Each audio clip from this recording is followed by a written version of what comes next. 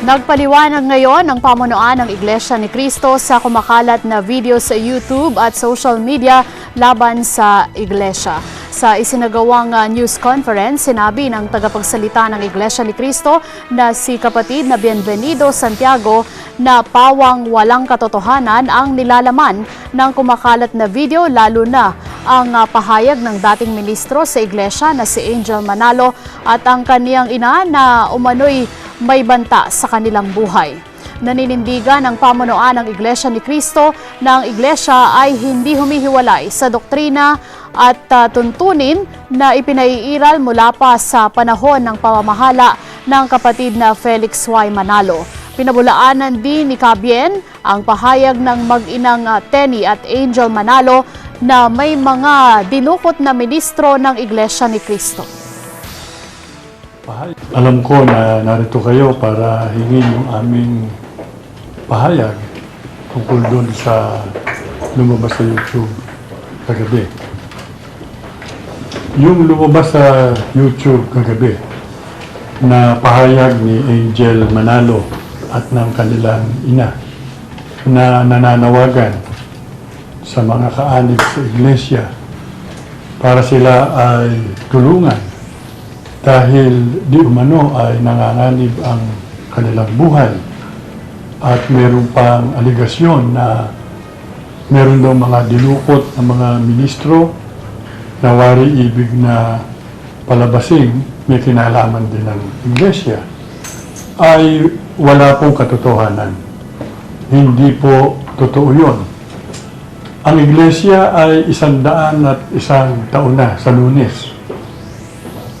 At dumaan na rin ito sa napakaraming mga pag-uusig, paggigipit, at maraming mga pagsubok. Subalit, ang tanging pinanghawakan at inasahan ng Iglesia ay ang mga aral ng Diyos na sinasampalatayanan ito na nakasulat sa Biblia at yung tulong at patnubay ng ating Panginoong Diyos. Naniniwala ang pamunuan ng INC na nais lamang makakuha ng mag-ina ng simpatya para mapakialaman ang pamamahala rito. Giit pa ni Cabien na ang INC ay isang relihiyon at hindi isang pampamilyang korporasyon. Dumaan din anya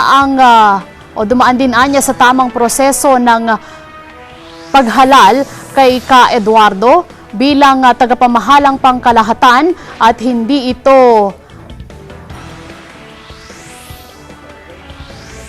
makapapayag na guluhin ninuman ang INC. Kaugnay nito ay pinahayag ni Cabien na ipinatupad ang disiplina sa mga sangkot sa video dahil sa paglabag at hindi na pagpapasakop sa aral at doktrina ng Iglesia ni Cristo. Dapat malaman ng lahat na ang Iglesia ay hindi isang korporasyon na pampamilya. Ito ay isang relihiyon na ang sinusunod ay ang mga patakaran at mga aral ng Diyos na nakasulat sa Biblia. Hindi po makapapayag ang kapatid na Eduardo Manalo, ang kasalukuyang tagapamahalang pangkalahatan, na ang Iglesia ay guluhin ng sinumang tao.